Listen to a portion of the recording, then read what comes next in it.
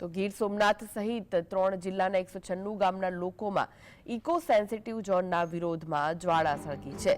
હવે તાલાળામાં ખેડૂત હિત રક્ષક સમિતિ સાથે ખેડૂતોનું સંમેલન મળ્યું। તાલાલાના માધુપુર ગામમાં પ્રભાવિત ગામોના ખેડૂતો એકઠા થયા હતા।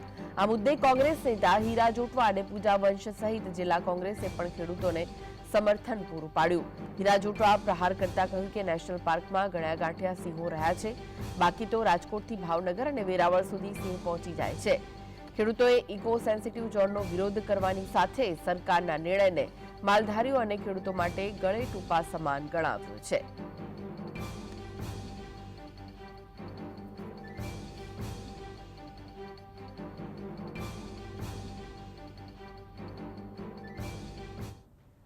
અમારી માલિકીનું ખેતર અમારા માલિકીના ખેતરમાં 0 થી 1 માં અમે એમને દિવાલ ન બનાવી શકીએ।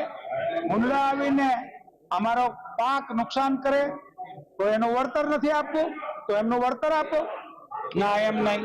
એટલું જ નહીં, અમે રાત્રે ટ્રેક્ટરની લાઈટ પડે, ધવનીનો ઉપયોગ થાય એટલે ટ્રેક્ટર લઈને ખેતી ના કરી શકીએ, या तो અમે બેટરીનો ઉપયોગ ન કરી શકીએ, તો અમે ખેડૂતો ખેતરમાં કેવી રીતે જઈશું?